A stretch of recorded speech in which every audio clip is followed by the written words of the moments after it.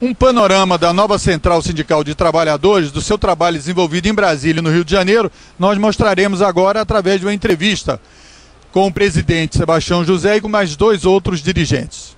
Nós estamos aqui com o presidente, que é já velho entrevistado aqui do nosso programa, o Sebastião José, que é presidente da nova Central aqui do Estado, que tem em torno de 100 sindicatos filiados, além de sindicatos sem federações também.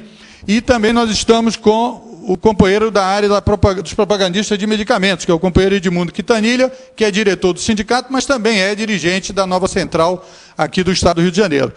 E nos acompanha também o Gilmar Moraes, que é diretor da Federação dos Empregados em Saúde do Estado do Rio e também do Sindicato do Rio, e também é dirigente da nova Central aqui do Rio de Janeiro. Nós vamos começar ouvindo o presidente, o Sebastião José. Sebastião, como é que você avalia a situação hoje dos trabalhadores no Brasil e quais são as questões mais importantes que devem mobilizar os dirigentes sindicais esse ano? Bem, Moisés, eu acho que, basicamente, nós temos alguns projetos importantes, algumas lutas importantes para os trabalhadores brasileiros que as centrais conseguiram avançar no ano de 2011, mas temos algumas pendências que nos preocupam muito agora nesse início de 2012, que eu diria a você que é a nossa bandeira principal. Nós consolidamos uma política de ganho real para o salário mínimo no Brasil. Em contrapartida, nós tivemos esse ano, por falta de uma definição daqueles trabalhadores aposentados que ganham acima de um salário mínimo de uma regra, nós tivemos apenas, neste momento, o repasse da inflação para esses trabalhadores que ganham acima do salário mínimo. A consequência disso é que nós tivemos mais de 400 mil trabalhadores aposentados que antes do reajuste ganhavam acima de um piso, que passaram a ganhar um piso. Então, as centrais, nesse início de ano, têm um desafio de convencer a equipe econômica do governo Dilma de que ela não pode manter a política de reajuste do salário das aposentadorias que ganham acima do mínimo, a política feita pelo, então, presidente da República, Fernando Henrique Cardoso, tão contestada por todos nós. Então, esperamos que nesses primeiros meses a gente possa convencer o governo de que precisamos definir uma regra que seja justa para os aposentados que ganham mais do salário mínimo. Temos também que dar continuidade à luta pela redução da jornada de trabalho no Brasil, que já viemos nessa trajetória há algum tempo e vamos intensificar nesse primeiro semestre de 2012 no Congresso Nacional para que esse projeto seja votado. Essas são as prioridades, além da questão da terceirização, inúmeras outras questões que diz respeito ao mercado de trabalho. Estamos atentos com relação à crise que se aproxima do Brasil, que também pode nos atingir, né? E são esses, basicamente, os desafios que as centrais vão enfrentar e a nova central tem mantido essa posição firme aí em defesa dos trabalhadores brasileiros. Então, Edmundo, a questão dos aposentados. Então, como o Sebastião disse, os trabalhadores, em geral, que recebem salário mínimo, eles tiveram um ganho, inclusive, dos anos anteriores com relação ao crescimento econômico, etc., que deu um aumento aí, que o salário mínimo sai de 523, se não me falha a memória, para 622. 545. Isso, 545. Isso, 14 pontos de aumento. Então, os aposentados não vão ter esse direito? Isso aí é justo? Obviamente, bom dia, senhores. Obviamente, não é uma política justa. Eu concordo plenamente com o que foi colocado aqui pelo Sebastião. Na verdade, as centrais têm essa responsabilidade, e eu tenho certeza que estão imbuídas dessa luta, no sentido de dar uma melhor qualidade de vida, não só ao trabalhador da ativa, como também aos aposentados, né? Alega o governo que, na possibilidade, ainda há de se estudar uma política futura para os aposentados. Mas a gente já sabe desse tipo de coisa há muito tempo. Não é de agora que o aposentado vem sofrendo problemas provocados por um sistema econômico. Isso é antigo, e a gente tem que realmente quebrar esse paradigma.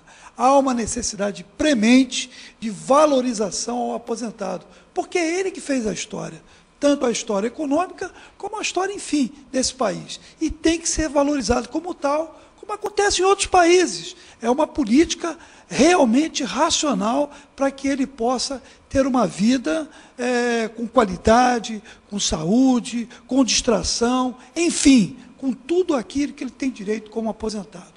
E para ter isso, há uma necessidade de melhorar esse sistema econômico, há uma necessidade de melhorar a condição de vida desse trabalhador que tanto deu para o país. Essa é a minha opinião a respeito sobre esse assunto do aposentado, que é uma luta que não sei se vai ser resolvida esse ano, mas que as centrais, fundamentalmente, estão empenhadas, principalmente a nova central, aqui representada pelo Sebastião. Exatamente. Mas os aposentados é um assunto de todas as categorias, até porque todas as categorias têm seus aposentados. E na área da saúde, qual a sua opinião sobre essa questão dos aposentados que nós estamos tratando agora?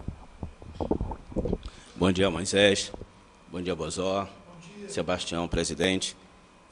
Eu, Moraes, representante da federação, e com meus companheiros no dia a dia, estamos sempre indo a Brasília, sempre fazendo aquele choque para o parlamentar, que você mandando e-mail é uma coisa fria. Ele não tem ciência, principalmente na área de saúde, porque o meu futuro da minha aposentadoria vai depender muito da minha presença hoje.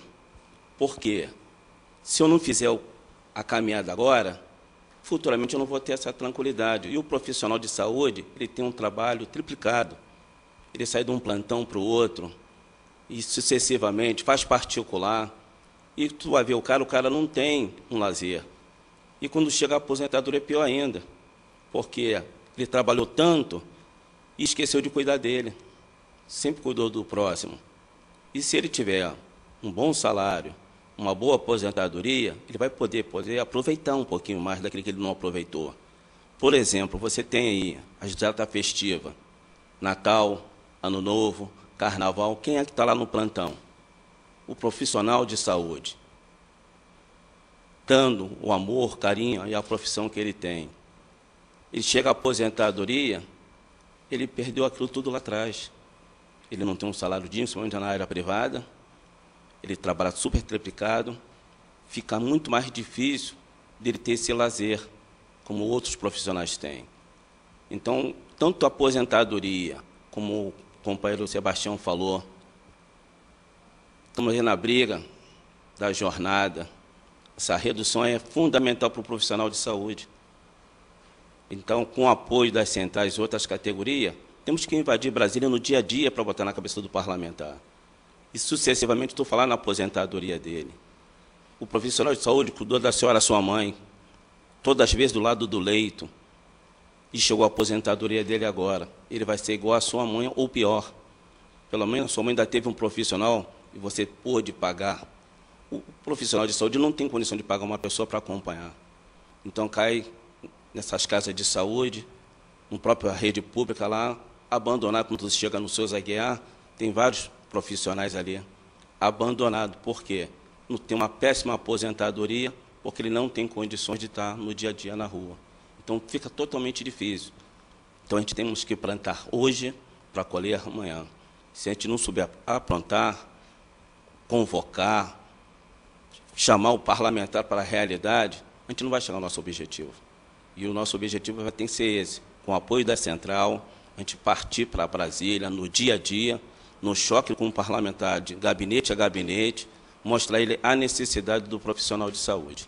Veja, antes, sempre se dizia no governo Fernando Henrique, né, você participou dessa luta aí de forma muito intensa, que não podia aumentar o salário mínimo muito acima da inflação, porque quebrava tudo, quebrava a Previdência, estragava a economia, etc. Isso foi vencido porque se aumentou o salário mínimo acima da inflação e muito pelo contrário, ajudou a fazer o Brasil enfrentar a crise de 2008 e está enfrentando a crise atual exatamente por um aumento geral do movimento do consumo no Brasil através da melhoria do salário mínimo. Então, você acha que tem que quebrar essa dúvida que existe ainda, ou esse aproveitamento dos setores mais conservadores que dirigem a política econômica, no sentido de que aumentar aposentado do mesmo jeito que os da ativa, isso pode perturbar a economia e tal?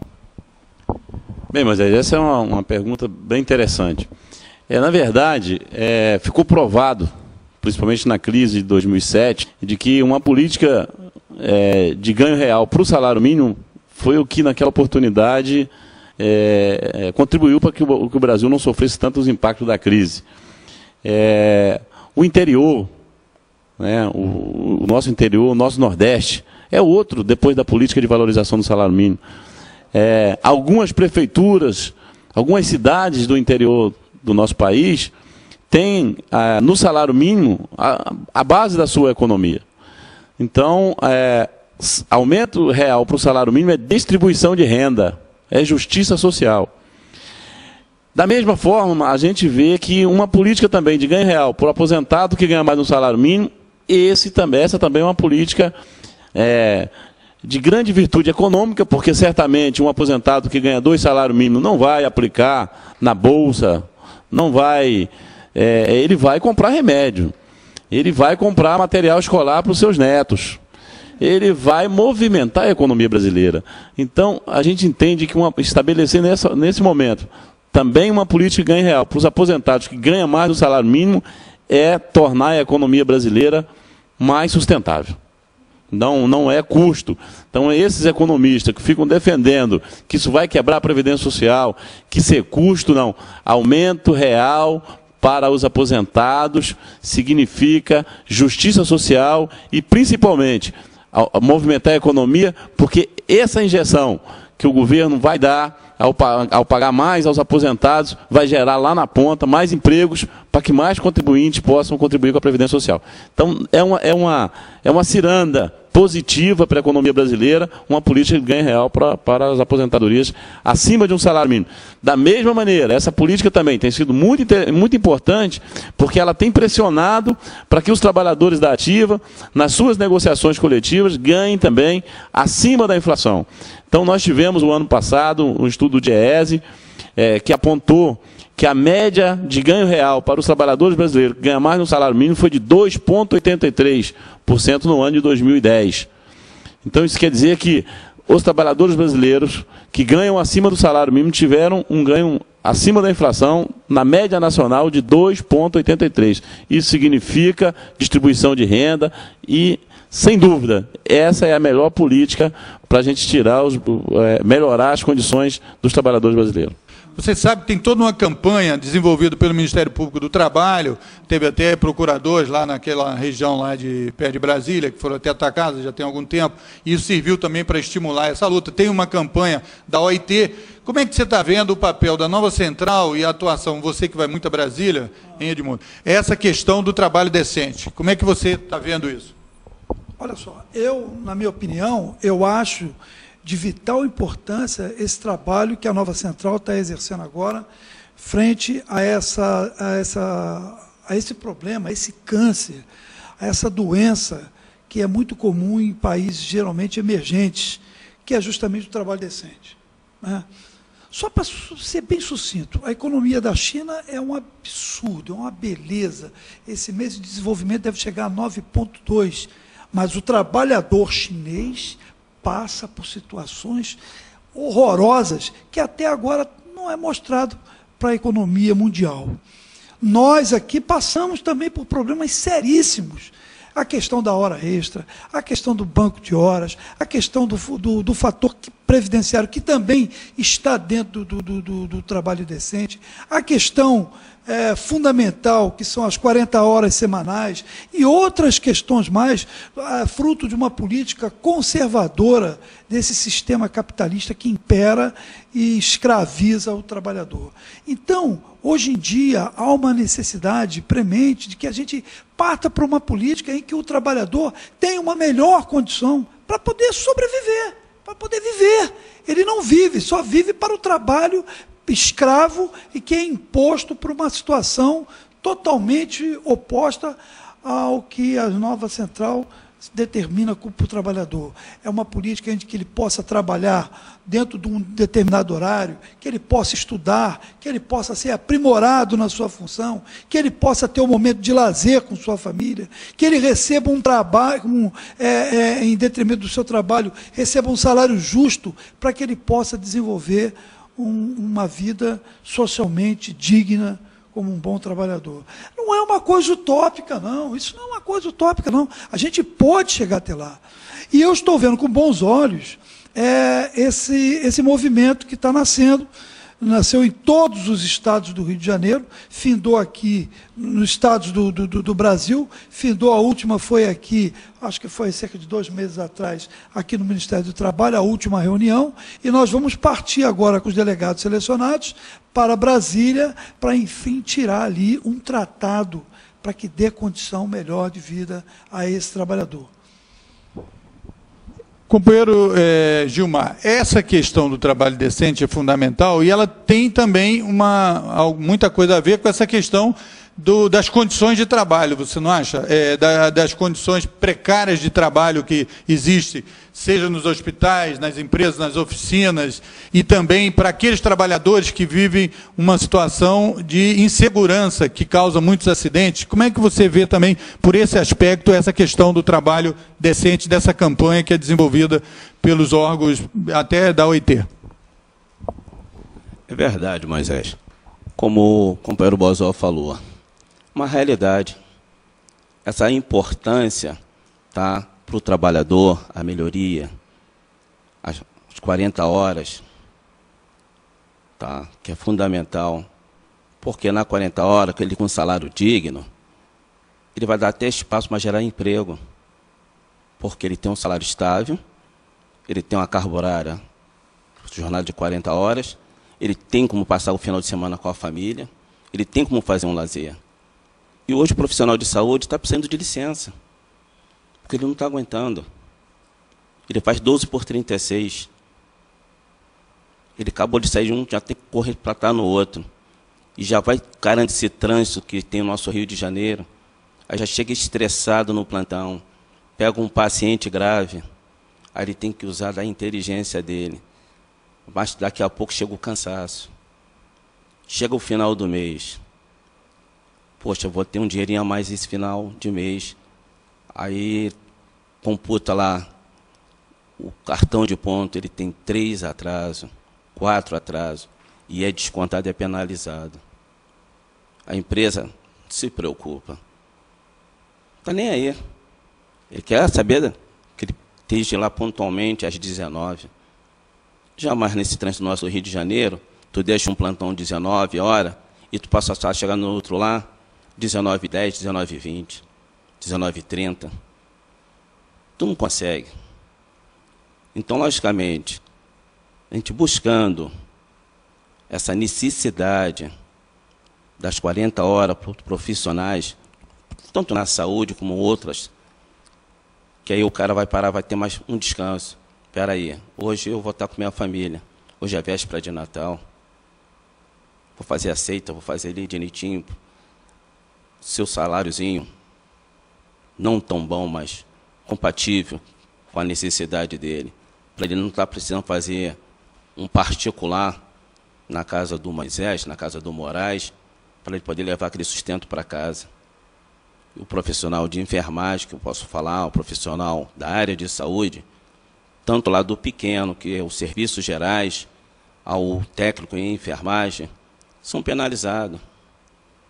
Hoje ele depende, para facilitar uma negociação coletiva, tá, do piso regional. Porque o piso regional ele estabelece R$700. Você vai negociar acima. O que você conseguir acima é o ganho real para o trabalhador.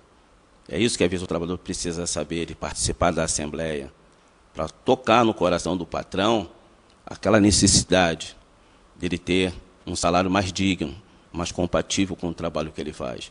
Porque quem faz a casa de saúde, o hospital, a clínica particular, é o profissional. Não são os diretores, não são os altos chefes, chefes de setores. É aquela pessoa que você chega na porta da clínica ou do hospital, é que te recebe. E ele não é valorizado, ele não é bem visto. Por quê? A senhora, sua mãe, chegou no hospital, boa tarde, bom dia, se for a necessidade da hora, ela vai falar assim, poxa, a menina tão boazinha, tão educada, tão boazinha, ela me dá remédio direitinho. Aí você recebe aquela notícia, ó, sua mãe já está de alta. Aí vem a penalidade. Obrigado, doutor. Teve ajuda dele, mas foi o profissionais que estavam ali, dos serviços gerais ao técnico de enfermagem. É isso que a gente tem que começar a batalhar, botar na cabeça do nosso representante em Brasília, as necessidades para você ter um futuro melhor, às 40 horas, ter um bom salário para você estar mais junto à sua família, tá? E ter um lazer mais tranquilo. Sebastião, esse assunto realmente imobiliza a comunidade dos trabalhadores de uma forma geral e internacional. Agora, a população, quer dizer, os que estão nos assistindo, em geral, acha que trabalho decente, quando se fala em trabalho decente, você está falando de carvoaria, de cana-de-açúcar, daqueles caras que estão lá, que aqueles cara oferece emprego e tal, o cara vai para uma fazenda, e não tem condição de ter nada, certo? E ele fica lá, não tem condição de falar com a família e tal. Está muito vinculado a isso. Mas você que tem experiência aí na área urbana aí dos grandes centros, você sabe que 80% da população brasileira, 85%, já mora nos centros urbanos. Existe muito trabalho indecente nos centros urbanos, Sebastião? Primeiro, Moisés, eu acho que o Brasil deu um salto de qualidade frente a país desenvolvido quando se propôs a estabelecer uma legislação no país discutido com todos os segmentos da economia, com o governo, com os empregadores, com os trabalhadores, para daí sair o conceito do que é trabalho decente. É evidente que muito dos trabalhos são indecentes e aparentemente não são indecentes. Por exemplo, se a gente analisar aqui na Avenida Rio Branco, o motorista passar ali com o carro cheio, dirigindo e cobrando, as pessoas vão olhar, será que isso é trabalho decente ou é indecente? Né? Isso é indecente, porque além de estar desempregando, está colocando em risco a vida das pessoas que estão atravessando a Rio Branco. Você que está com o seu carro parado ali, pode, ao ele parar para dar o troco, ou dar o troco com o ônibus em movimento, ele pode causar um acidente. Isso é um trabalho indecente e perigoso. Mas isso não está definido em lei em lugar nenhum que é um trabalho indecente. A outra questão que eu acho mais importante para o telespectador entender da importância desse tema pautado agora para 2012, que nós estamos participando, é que eu tenho dito isso, das exposições que tenho falado sobre esse tema, é de que nós precisamos retornar, nos voltar para entendermos que o ser humano está em primeiro lugar. Eu acho que essa é a grande questão. Porque nós vivemos hoje a ditadura da economia. A economia é que define lá na ponta como é que vai trabalhar lá o carvoeiro que você se referiu aqui, ou o cortador de cana, ou lá no frigorífico, quem está lá desossando o frango para importar. É esse mercado, até então, que tem ditado as regras do jogo. E mercado não tem coração. Mercado é desumano. Então nós precisamos inverter, nós precisamos criar uma política, né? E o mercado acho que já está tentando para isso, porque ele está sendo vítima das consequências dessa política, onde o ser humano passou a ser submisso ao mercado. E o mercado jamais pode ser tá acima dos interesses da sociedade e do ser humano. Então acho que o primeiro conceito é esse: o ser humano em primeiro lugar. Nós não podemos viver à mercê dos interesses do mercado. Acho que esse é o conceito principal e essa oportunidade o Brasil sai na frente. Esperamos que em abril, que é o Fórum Nacional, dali a gente consiga encaminhar ao Legislativo brasileiro uma proposta que possa servir de modelo para o resto do mundo. Aprofundando um pouco esse tema, no outro aspecto que você tinha levantado na sua intervenção aqui, que é a questão da redução da jornada de trabalho. Há todo um debate aí dos empresários, etc., e dos economistas, como aí colocou o Sebastião, de que você reduzir a jornada de trabalho, você vai causar até desemprego. E eles dizem que isso não deu certo na Europa, principalmente na França, etc. e tal. Há uma resistência que vem o quê? Da época da escravidão, isso? A dificuldade de aceitar o trabalhador, como você falou, que o trabalhador não é só para acordar, ir lá, apertar os botões, voltar, dormir, acordar, fazer... É mais ou menos por aí que tem essa cultura que para vencer precisa de quê? Muita mobilização? Eu concordo plenamente com isso. Na verdade, é o seguinte, a questão da redução da hora de trabalho, ela está ligada fundamentalmente, não só... Moisés, eu não entendo nem como uma parte cultural a nível de trabalho, não. Eu vou aí pelo lado do Sebastião. Eu entendo mesmo uma questão de sistema econômico, cujo nome o Sebastião deu de mercado. É sistema econômico mesmo. Agora, o interessante é o seguinte, em algumas áreas, isso não acontece. Você quer ver uma coisa? Por exemplo, eu sou propagandista de laboratório. Eu exerço essa função representando uma multinacional. Sempre trabalhei nas multinacionais, porque a maioria de medicamentos são frutos de multinacionais. Há o respeito pelas 40 horas semanais. Há o respeito, pelo menos na minha função, há o respeito das 40 horas semanais. Isso é feito religiosamente. Nós trabalhamos, isso faz parte do acordo, a categoria está lá direitinho, sem problema nenhum. Feriado, pagam. O que a gente não entende é o seguinte, é que há uma imposição de uma parte, por parte do empresariado, em manter esse sistema acima das 40 horas semanais e impondo a filosofia de que isso realmente vai trazer um prejuízo imenso à nação. Não acreditamos nisso. Eu tenho certeza que, na maioria no mundo, não existe isso. E, olha, ainda vou dizer mais. Nós estamos aqui lutando por 40 horas semanais. Já tem país lutando por muito menos de 40 horas semanais. O que representa essas 40 horas semanais? Que é a luta do trabalhador, que é de vital importância que ele saiba, que tenha consciência disso. Isso representa, além de uma melhor qualidade de vida para ele, que ele tem que estar engajado com isso, representa também maior quantidade de emprego. Eu acho que isso é fundamental. Há um lado do empresariado que luta contra isso. E nessas reuniões que nós participamos agora recentemente, para se criar um tratado, que vai ser no Fórum Nacional, que vai ser em Brasília, essa reunião é tripartite. E o que eu pude perceber, quando o empresariado dava a opinião a respeito das 40 horas semanais, não era com tanto ênfase, não. Eu tenho certeza que isso é uma luta ganha pelo trabalhador. E isso é uma luta que faz parte da bandeira da nova central. E nós temos que estar engajados com isso. Ou o fator previdenciário, as 40 horas semanais, tudo isso faz parte de um kit, do trabalho decente.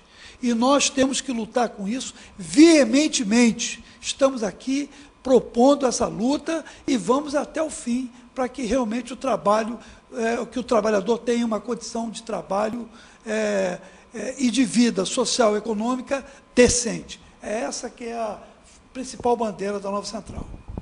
Sebastião, essa luta em Brasília, no Congresso, né, ela já quase foi para a pauta, mas não se chegou a um denominador comum, um acordo, aí os líderes parece que querem um acordo entre as centrais sindicais e as confederações empresariais e tal. Qual o estágio que está isso? E do ponto de vista, quer dizer, nós sabemos que muitos trabalhadores... como disse o Edmundo, essa luta é uma luta histórica, não é uma coisa... Sempre vai ter que ir trabalhando para a redução da jornada. E você teve uma palestra, inclusive, com o Márcio Postman, que é o presidente do IPEA, e ele disse que essa jornada tinha que ser de 20 horas, porque o trabalhador só devia entrar no mercado de trabalho depois de fazer universidade, 27 anos e tal, que é assim como os filhos dos grandes empresários fazem, né? Eles só vão trabalhar depois que passam por muita formação. Como é que você vê essa luta em Brasília e essa visão mais histórica dessa luta? Olha, Moisés, eu acho que o grande empecilho de 2010, de 2011, que nós não conseguimos botar na pauta essa redução da jornada de trabalho, são alguns gatilhos que o Parlamento brasileiro colocou na legislação trabalhista, que possibilita que o empregador tenha à sua disposição os trabalhadores brasileiros, além das 44 horas semanais, sem custo. Então, veja, os dados são alarmantes. O Brasil é um dos países no mundo que mais se pratica hora extra. Agora, apenas menos de 30% dessas horas extras são remuneradas. Porque existe lá os gatilhos do banco de hora, da compensação. Exatamente. Então, na verdade, para o empregador, ele não quer redução da jornada de trabalho, porque ele tem um trabalhador trabalhando além das 44 horas, sem custo. E a redução da jornada de trabalho vai obrigá-lo a contratar um novo funcionário. Então, nós estamos trabalhando em 3 frentes no Congresso Nacional. Primeiro, desativar os gatilhos. Nós estamos lá numa luta tremenda com um projeto proposto lá pelo representante dos empresários mais radicais que tem no país, pior do que o setor da agricultura, que é o setor da indústria, é representada lá pelo Sandro Mabel, que tem um projeto de terceirização que é terrível para os trabalhadores brasileiros. Então nós vamos desatar esse gatilho. E estamos trabalhando no sentido de equacionar essa questão do banco de hora. Porque o conceito do banco de hora seria para categorias que, em determinada época do ano, tem um pico alto, uma necessidade, e em outros períodos do ano se produz menos. Então, para evitar o desemprego, o trabalhador trabalhar 6 meses no ano e ficar 6 desempregado, até nós vimos no início com bons olhos de que seria prudente, para manter esses postos de emprego seguros, a gente criar isso para esse setor de chocolate, chega a época da Páscoa, calçadista, vários segmentos da economia que tem picos e entrepicos no ano. Então, aí, nesse período, os trabalhadores ficariam mais à disposição da empresa, naqueles períodos que não tem demanda, ele poderia ficar em casa sem desconto. Esse é o conceito. Mas eles fizeram o contrário. Eles estão implantando banco de hora em serviços que são obrigatórios por lei. A questão do transporte, o ônibus tem que estar na rua 24 horas. Qual é o pico que tem hoje aqui na cidade do Rio de Janeiro para ter banco de hora no transporte urbano de passageiro? Não existe. É inconstitucional, é imoral, mas está na maioria dos acordos coletivos, inclusive, o banco de hora. Então, esses gatilhos têm impedido que a gente consiga botar esse projeto para votar. Eles chegaram a sinalizar com 42 horas, mas sem mexer no gatilho. E para a gente encerrar aí a nossa visita aqui à Nova Central, ouvindo as últimas palavras do nosso presidente aqui, o Sebastião José.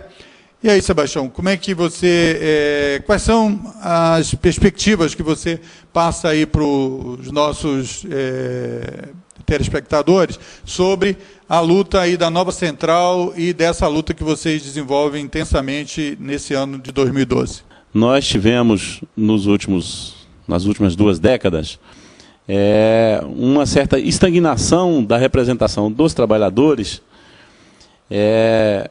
e uma reorganização, até porque a forma de financiamento é bem diferente das entidades representativas patronais, ou seja, eles estão muito mais organizados do que os trabalhadores. E o reflexo dessa organização é o que faz a diferença no Congresso Nacional. Então, eu quero crer que o mais importante para nós, enquanto central sindical, é tentar esclarecer aos trabalhadores de todos os segmentos do país, de que nós precisamos de uma reforma política nesse país urgente. Porque, apesar dos trabalhadores serem maioria, as eleições são financiadas pelo capital. E sendo financiada pelo capital, o nosso voto passa a ser mercadoria. Então, eu diria que o fiel da balança está aí. Não dá para a gente ter um Congresso com 513 deputados, 161 ter origem nos trabalhadores. E os demais ser representantes dos empregadores. Representante autêntico, porque esse 161 também foi financiado pelos empregadores. Porque no Brasil tem voto em dólar, o preço do voto em dólar. Na eleição passada, chegaram a me cogitar para ser deputado, mas aí tinha que ter 30 milhões de reais para concorrer à eleição para deputado federal. Vou pedir aos trabalhadores que ganham um salário mínimo para ajudar na campanha? Né? Essa utopia só lá nos Estados Unidos, que o Barack Obama fez lá uma conta e disse que o povo depositou lá para ele se eleger presidente da República. Aqui no Brasil ainda não funciona. Então, qual é o principal problema hoje da organização sindical brasileira, que está sobrevivendo muito bem? Queria parabenizar os nossos dirigentes aqui e dizer o seguinte: dentro dessa regra, nós estamos ganhando o jogo. Porque é uma briga desigual. Enquanto as entidades patronais têm o sistema S para financiá-los com 10 vezes o que é o imposto sindical, que ainda querem nos tirar, né? Eles têm canal de televisão, eles têm instituto de pesquisa para fazer avaliação. O governo, agora, por exemplo, vamos dar um exemplo claro aqui, Moisés, para o telespectador entender. Se essa medida de apenas a reposição da inflação para os aposentados brasileiros, que são mais de 20 milhões de aposentados no Brasil, parcela significativa da nossa população, influente eleitoralmente, porque geralmente um aposentado influi sobre o voto dos seus dependentes, né? Suponhamos que essa medida fosse contra os interesses do capital. Com certeza, a CNT Censos, que é financiada pelo Sistema S, pertence aos empresários, não estariam apresentando uma pesquisa de 72% de aprovação para Dilma. Está na mão deles.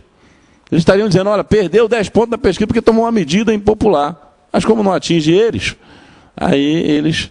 Ou seja, eles têm o controle da manipulação política do país através dos recursos que são desproporcional na hora de discutir a representação, em todos os sentidos.